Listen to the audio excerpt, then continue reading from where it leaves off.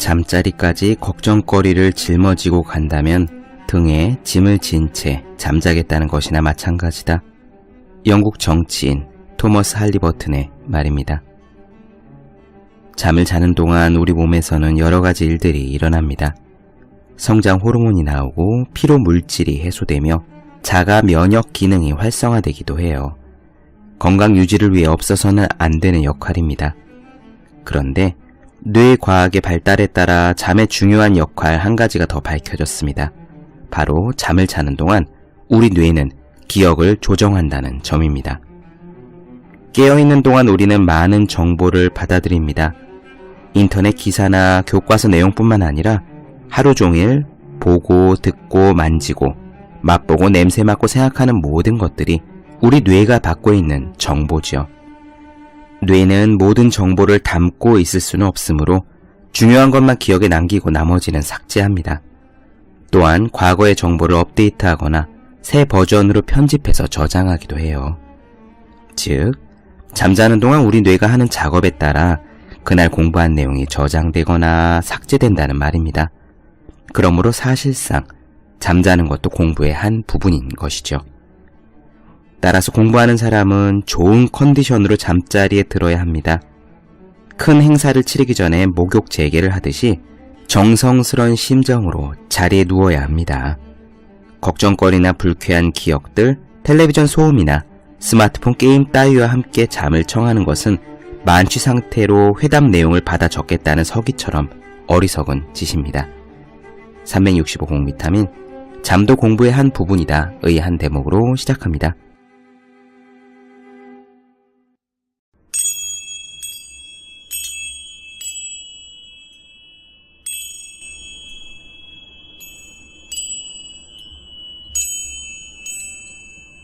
네, 안녕하세요. 본격 공부자극 팟캐스트 서울대는 어떻게 공부하는가 한지우입니다. 오늘은 간만에 무라카미 하루키의 에세이로 돌아왔습니다. 그동안 앤서니 라빈스와 겐조 도루의 이야기로 열심히 달려왔지요.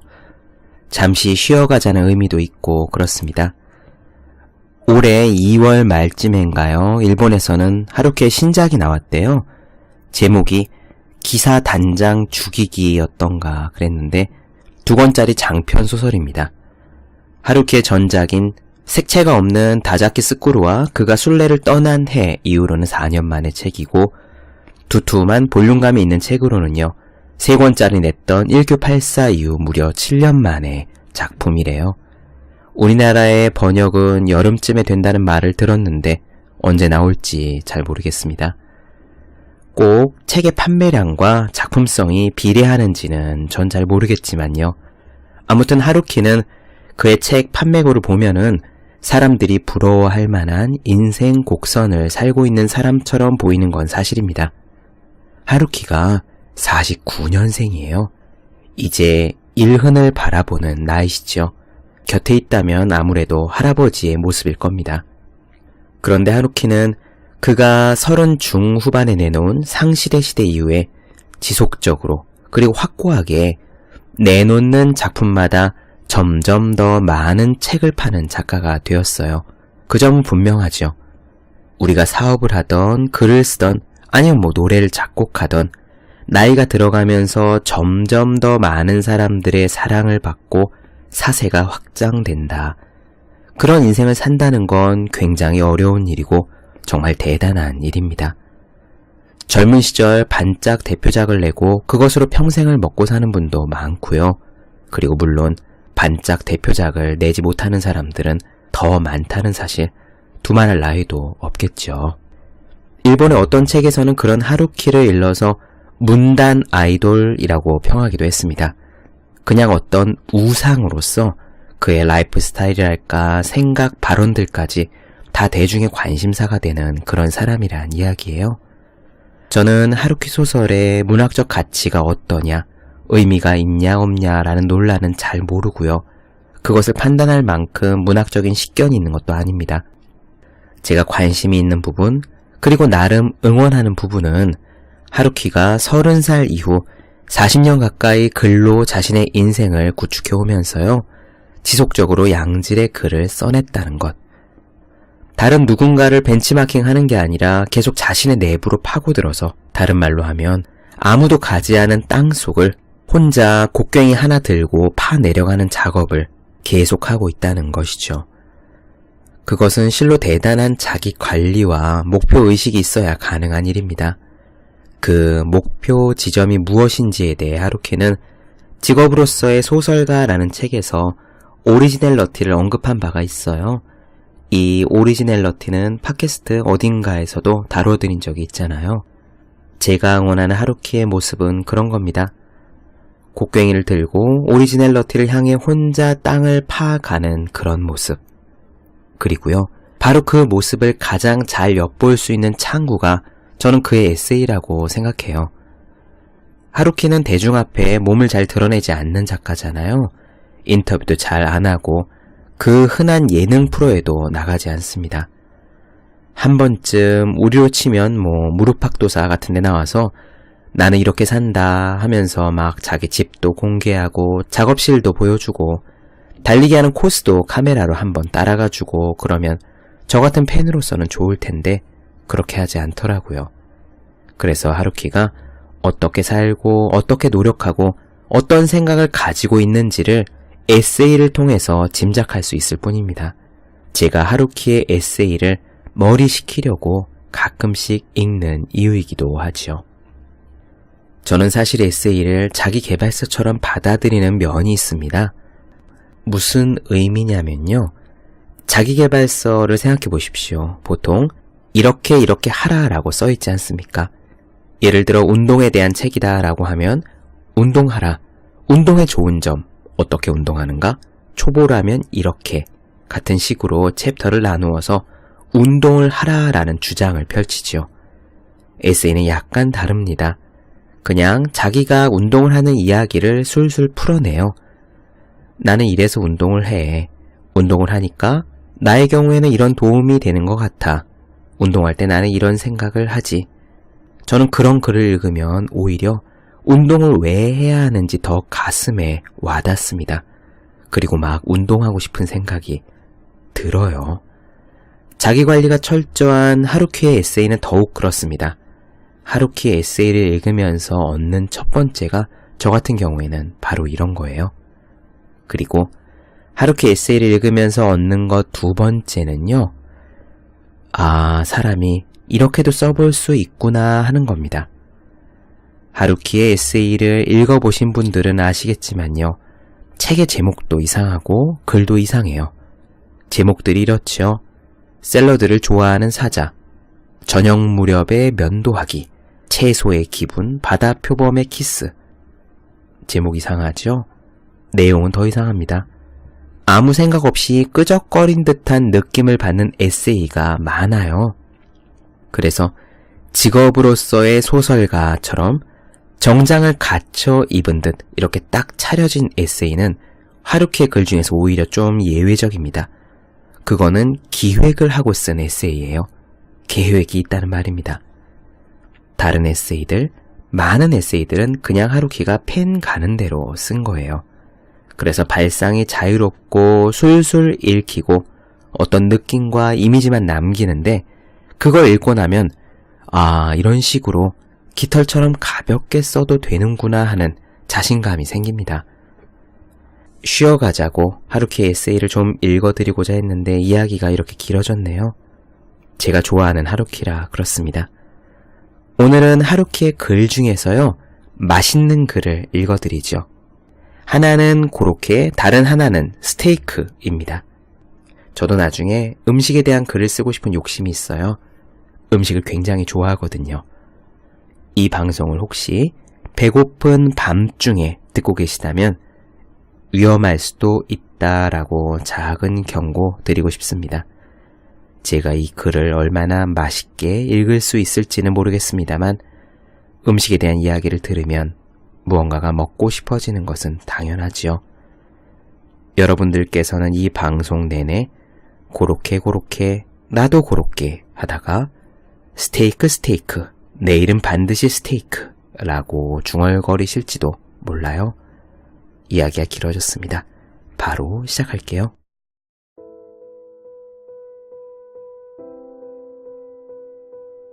나는 나의 단골집을 소개하는 걸 별로 좋아하지 않는다. 그런 짓을 하면 왠지 모르게 잘난 체 하는 것 같기도 하고 섣불리 소개를 해서 가게가 붐비게 되어도 곤란하기 때문이다. 그래서 여기서 말하는 토끼정의 장소와 전화번호는 여기에 쓰지 않기로 하겠다. 토끼정이라는 가게는 우리 집 근처에 있고 나는 종종 이 집으로 점심을 먹으러 간다. 손님이 10명만 들어가면 꽉 차버릴 카운터만 달랑 있는 작은 집인데 꽉 차는 일이 거의 없다. 인테리어도 극히 평범하고 바깥에는 간판도 달려있지 않다. 입구 옆에 서양 정식 토끼정이라는 작은 팻말이 붙어있을 뿐이다. 말하자면 무척 조용히 영업을 하고 있는 집이다. 토끼정에는 두 종류의 요리밖에 없다. 하나는 매일 바뀌는 정식이고 다른 하나는 고로케 정식이다. 두 음식에 바지락 된장국과 큰 그릇에 한가득 담긴 양배추 샐러드가 딸려 나오는데 이게 참 무지하게 맛있다. 그리고 신선한 야채 절임도 듬뿍 곁들여진다. 갓 볶은 참깨를 뿌린 데친 시금치라든가 스파게티와 버섯 초무침 같은 게 작은 그릇에 소복이 담겨 나온다. 쫄깃쫄깃한 스파게티와 씹는 맛이 상큼한 버섯 초무침은 여느 정식집에서 나오는 반찬과는 격이 다르다. 그리고 밥은 보리밥이다. 이 보리밥이 투박한 느낌의 큼지막한 밥 공기에 담겨 나오면 은은한 보리 냄새가 온 가게 안을 물씬 풍긴다. 나는 이 순간이 미치도록 좋다. 차 역시 은은한 엽차가 나온다. 젓가락은 약간 짙은 색의 날씬한 삼나무 젓가락이고 젓가락을 싸는 종이는 고동색이 섞인 연두빛의 무늬 없는 일본 종이다. 날마다 바뀌는 정식의 반찬에 대해서도 좀 더 자세하게 설명하고 싶지만 쓰자면 한이 없으니 여기에서는 화제를 고로케 정식으로 한정하겠다. 토끼정의 고로케가 얼마나 맛있는지를 글로 표현하기란 극히 어려운 일이다. 꽤 커다란 고로케 2개가 접시에 담겨 나오는데 무수한 빵가루가 바깥을 향해 톡톡 튀듯이 알알이 서 있고 기름이 슉슉 하는 소리를 내며 안쪽으로 스며드는 것이 눈에 보인다. 이건 거의 예술품이라 해도 좋을 것이다. 그것을 삼나무 젓가락으로 꾹 누르듯이 잘라서 입에 넣으면 튀김옷이 바삭하는 소리를 낸다. 속에 든 감자와 쇠고기는 녹아들 것처럼 뜨겁다. 감자와 쇠고기 외에는 아무것도 들어있지 않다. 무의식적으로 대지에 뺨을 비비고 싶을 정도로 잘 자란 감자와 주인이 엄선해서 구입한 쇠고기를 커다란 부엌칼로 잘게 썰어 섞은 것이다.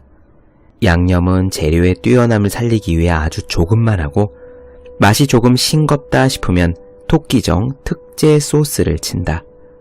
소스는 커다란 항아리에 들어있어서 스푼으로 그것을 퍼서 치는데 뭐라고 형용해야 좋을지 모를 불가사의한 맛이 난다. 결코 뒷맛도 남지 않고 먹어도 물리지 않는다. 나는 언제나 2개의 고로케 중 하나는 소스 없이 먹고 다른 하나는 소스를 쳐서 먹는다. 소스를 쳐서 먹는 것도 맛있고 소스를 치지 않고 먹는 것도 맛있다는 미묘한 심정에서다. 식사가 끝나면 다시 새 엽차가 나온다.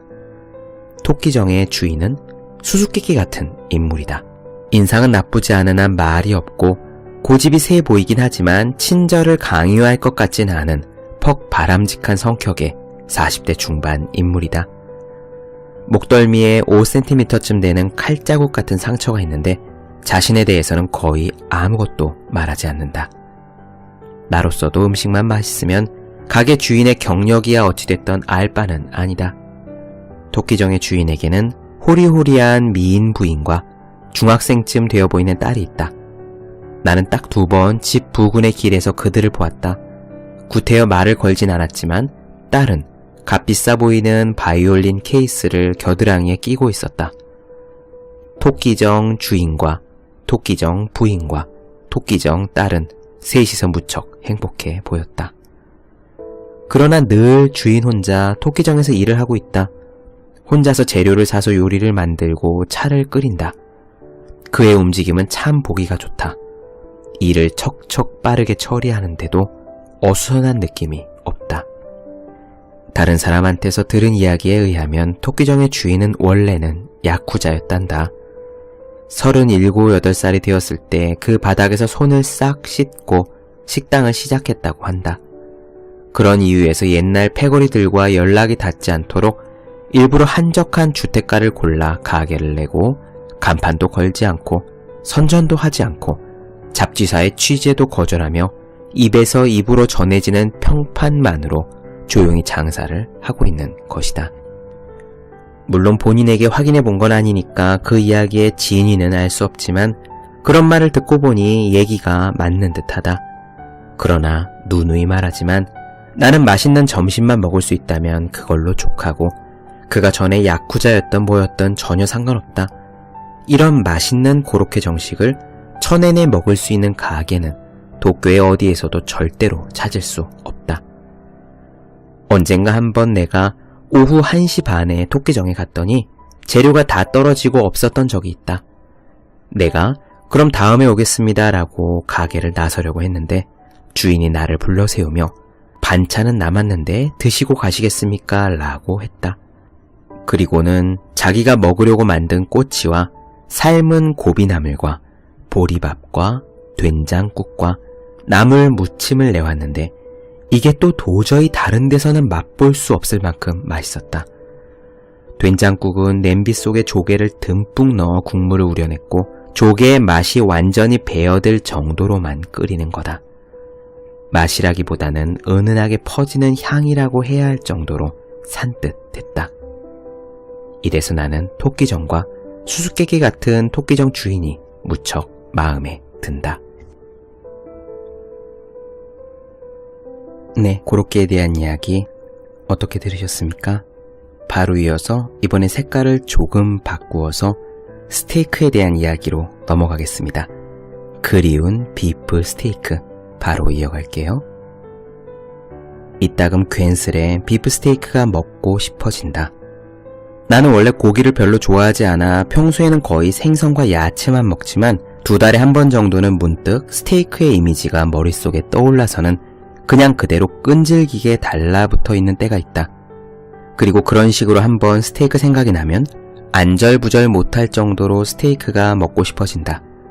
이건 아마도 몸이 지극히 자연스럽게 고기를 원하고 있기 때문일 테다. 내가 좋아하는 것은 극히 심플한 스테이크다. 육질이 좋은 맛있는 고기를 쓱싹 솜씨 있게 구워내어 육즙이 흐르지 않게 위에다가 슬쩍 소스를 끼얹었을 뿐인 심플하게 그지없는 스테이크 말이다. 가볍게 소금과 후추 정도로만 간을 하면 된다. 그 밖에는 아무것도 필요치 않다. 그러나 그런 맛있는 스테이크를 먹을 수 있는 가게는 유감스럽게도 이 드넓은 도쿄 거리에서는 발견할 수 없다. 여러 사람에게 소개를 받기도 했고 나 스스로도 찾아다녀봤지만 정상적인 가격으로 내가 좋아하는 맛의 스테이크를 마음 편히 먹을 수 있는 가게란 여간에서는 없는 것이다. 나는 고베 태생인데 고베라는 곳은 스테이크 가게가 많은 지역이다. 그래서 어린 시절에 오늘은 외식이나 할까 라고 할 때는 자주 스테이크를 먹으러 갔다. 옛날 얘기인데다가 어린아이가 뭘 알았겠느냐고 할지도 모르겠지만 그래도 나는 왠지 그 맛을 지금도 기억하고 있고 스테이크란 그런 맛이어야 하는 게 아닌가 한다. 고베에 돌아가면 스테이크가 어떤 맛이었는지를 확인하기 위해서 스테이크 하우스에 들른다. 늘 느끼는 거지만 고베의 스테이크 맛은 도쿄의 그것과는 전혀 틀리다. 고베 편을 드는 건 아니지만 도쿄보다는 고베의 스테이크가 내 입맛에 맞는다. 요리의 질이 단순하고 스피드가 있다.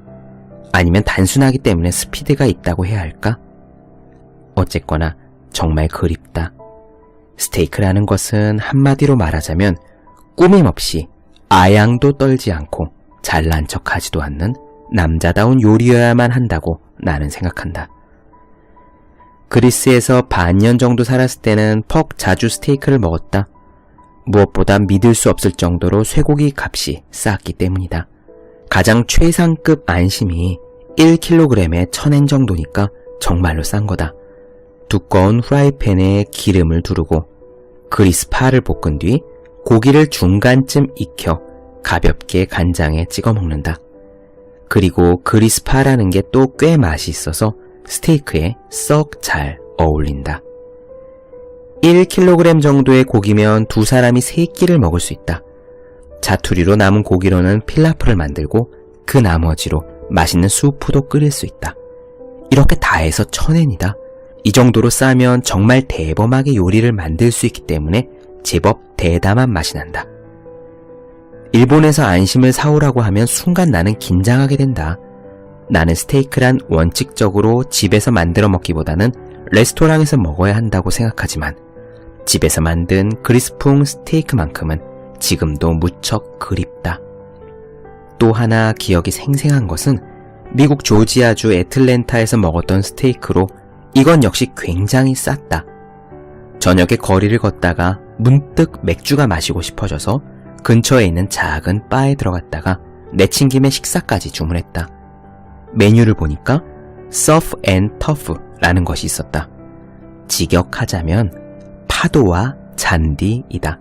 뭔지 잘 몰랐지만 뭐 어때? 라는 식으로 주문을 해봤더니 버터에 엄청나게 큰 새우를 볶은 것과 두께가 5cm는 좋게 될 듯한 스테이크와 필라프가 듬뿍, 게다가 샐러드까지 수북히 나왔다.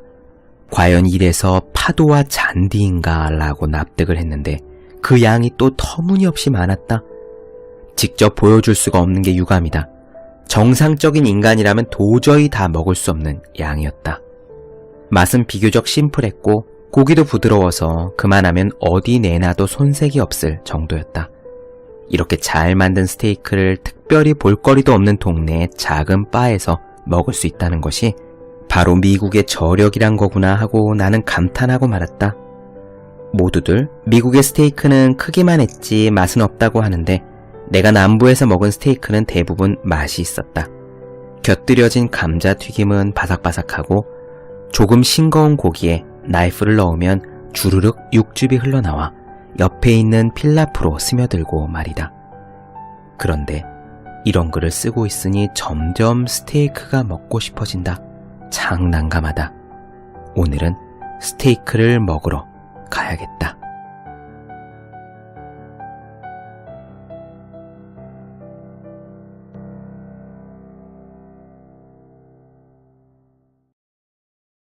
네, 본격 공부자극 팟캐스트 서울대는 어떻게 공부하는가? 오늘은 무라카미 하루키의 에세이 중에서 맛있는 글을 나눠드렸습니다. 더 많은 이야기가 궁금하신 분들, 질문사항 있으신 분들은 제 네이버 블로그 허생의 즐거운 편지, 다음 카카오 브런치 한재우의 브런치, 인스타그램에서 해시태그 서울대는 어떻게 공부하는가 검색해주시면 좋겠습니다. 또 매일매일 공부하시는 분들, 여러분 주변에 매일매일 공부하시는 그분들을 위해서요, 하루 한 페이지씩 읽고 공부할 의지를 북돋는 책, 보기만 해도 공부하고 싶어지는 365 공비타민 선물해 주시면 좋겠습니다. 오늘 여기까지 할게요. 저는 다음 시간에 뵙겠습니다. 여러분 모두 열심히 공부하십시오. 저도 열심히 하겠습니다.